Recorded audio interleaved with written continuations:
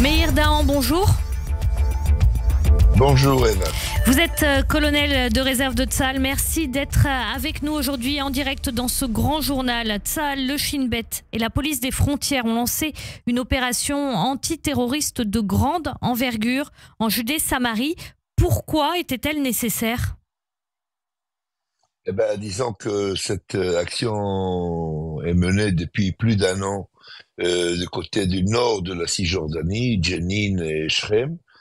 Et ces derniers temps, naturellement, je dirais, ça s'est accentué. Les cellules terroristes sont groupées un peu plus dans cette région. Donc, c'est arrivé à un stade où il a fallu une intervention beaucoup plus massive et plus active afin de démanteler cette organisation.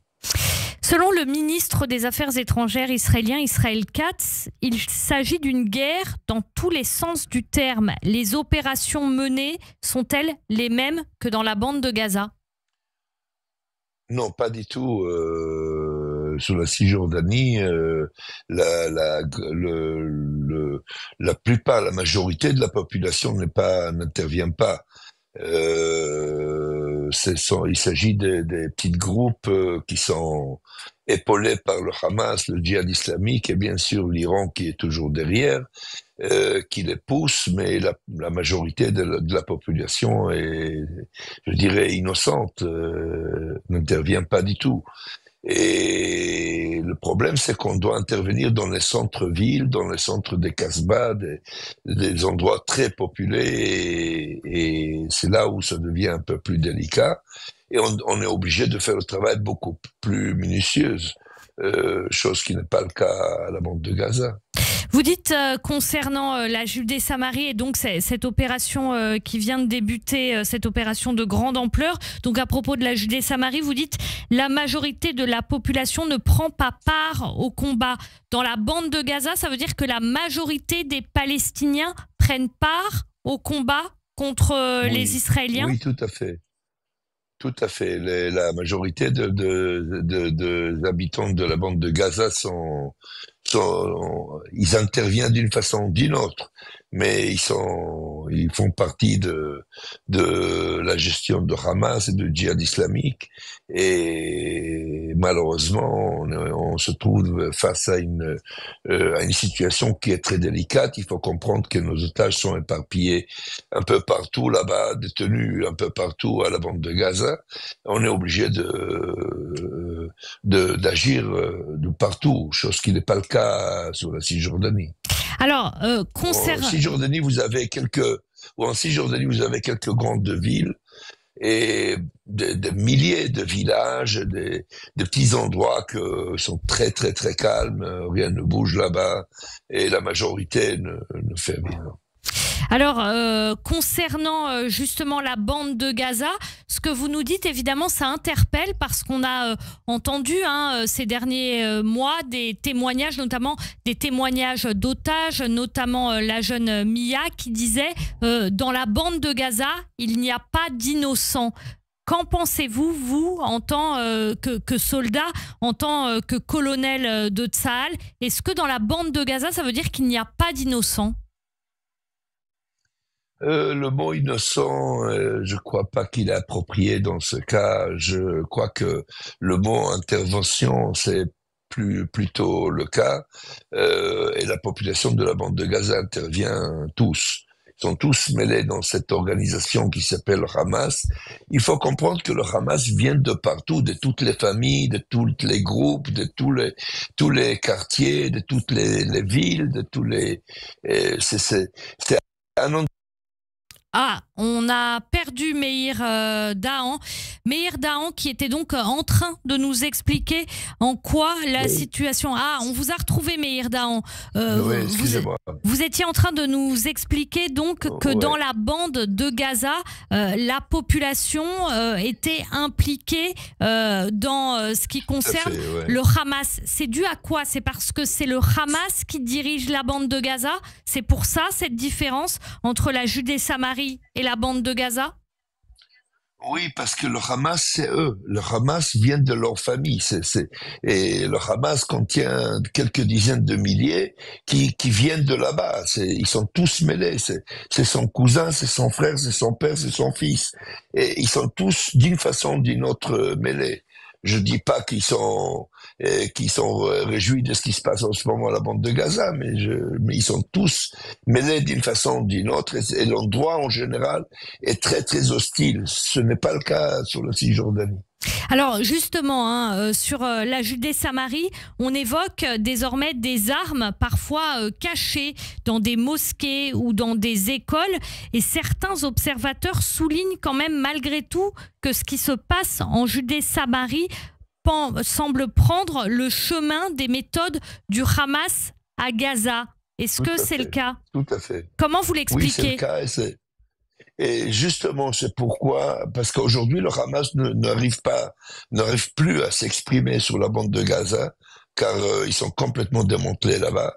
Et donc, leur seul fief où ils peuvent encore s'impliquer ou avoir du pouvoir, c'est dans la Cisjordanie, et ils grandissent là-bas. D'une part, tous leurs moyens sont gérés envers la Cisjordanie, et sachant que c'est notre point faible, et le seul endroit où il est plus ou moins calme, disons, et donc c'est là-bas ils se concentrent et ils gèrent leurs activités. C'est arrivé à un stade où la maintenance qu'on avait ces 6, 7, 8 derniers mois ne tient plus et il faut une intervention un peu plus massive et plus sérieuse. D'ailleurs, ça montre le manque de contrôle, de capacité des autorités palestiniennes. Ils sont complètement perdus contrôle. Ils arrivent à peine garder leur fief à Ramallah. Alors, justement, c'est intéressant ce que vous dites, Meir Dahan, concernant l'autorité palestinienne, puisque normalement, c'est grosso modo l'autorité palestinienne qui gère la Judée, Samarie. Pourquoi est-ce que l'autorité palestinienne est si faible en Judée-Samarie qu'il faille cette intervention importante de l'armée israélienne, puisque normalement, même, on va expliquer ça en résumé, même si l'autorité palestinienne n'est pas amie avec Israël, en tout cas, normalement, ils ont un ennemi commun, c'est le Hamas. Pourquoi est-ce que là, ça semble être moins le cas qu'auparavant ? Parce ils sont de plus en plus faibles. Je vous rappelle qu'il y a presque 2 ans, ils ont supplié Israël de rentrer à Jenin et mettre de l'ordre là-bas parce qu'ils ont perdu complètement contrôle et que le Abu Mazen n'a pas mis les pieds à Jenin depuis plus de 9 ans. Il a peur d'aller là-bas. Et c'est juste rien qu'à l'issue d'une action militaire israélienne qu'il a osé de venir visiter là-bas et depuis jamais plus. Il n'est jamais revenu. Ils ont complètement perdu contrôle sur les grandes villes, que ce soit Tulkarem, que ce soit Shrem, que ce soit Jenin. Ils approchent pas ni les leaders ni les forces de l'ordre. Donc, comme je vous ai dit tout à l'heure, ils ont à peine le pouvoir de garder leur fief, leur quartier général à Ramallah.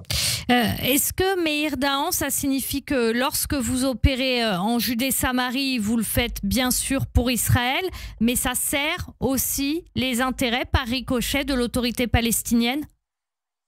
Absolument. Il est clair que depuis plus de 20 ans, les autorités palestiniennes détiennent sur place uniquement par la présence de Tsahal, de l'armée israélienne sur place. Alors, autrement, il serait démantelé depuis un moment. Il faut comprendre que le Hamas, dans l'opinion publique, est très fort en Cisjordanie. Et de plus en plus fort, d'ailleurs. De plus en plus fort, vous l'expliquez comment ? Eh ben, parce que malheureusement, on vit dans un quartier très radical. Et malheureusement, notre entourage, c'est un phénomène de Moyen-Orient. Vous voyez bien l'Irak, la Syrie, enfin tous les pays arabes, vous voyez un mouvement radical. Ça a commencé par Daesh, ça a continué par Al-Qaïda, et l'Iran qui gère un jeu extraordinairement radical. On vit dans un quartier très très très dangereux. Comment est-ce que l'Iran a pu ainsi mettre la main sur les mouvements terroristes palestiniens en Judée-Samarie, d'autant plus que vous nous expliquez à l'instant, Meir Dahan, que l'armée israélienne, justement, si l'autorité palestinienne tient, c'est à cause de l'armée israélienne. Donc comment vous expliquez ce phénomène de mainmise de l'Iran? Ah, on a à nouveau perdu Meir Dahan, avec qui nous étions en ligne, où on parlait de la situation en Judée-Samarie par rapport à la radicalisation notamment, et du fait que l'Iran mette un pied dans la porte grâce à des mouvements qui sont ses mandataires comme le Hamas. On vous a retrouvé, Meir Dahan. Donc, dernière question, je vous disais, comment ça se fait que, puisque c'est grâce à Tsahal et donc à Israël que l'autorité palestinienne tient, comment donc des mouvements liés à l'Iran ont pu mettre un pied dans la porte en Judée-Samarie? Eh ben, c'est comme ils ont fait au Liban, comme ils ont fait à la bande de Gaza, comme ils ont fait en Irak et en Syrie. Ils s'étalent et c'est une lutte de l'antibiotique virus. Ah, on a décidément des problèmes de liaison avec Meir Dahan, colonel de réserve de Tsahal, qu'on retrouvera bien sûr très vite sur l'antenne de Radio J. Meir Dahan, avec qui nous étions donc pour parler de ce qui se passe en Judée-Samarie, et notamment cette vaste opération déclenchée par Tsahal contre les groupes terroristes qui, nous disait Meir Dahan, utilisent des méthodes qui semblent prendre de plus en plus pour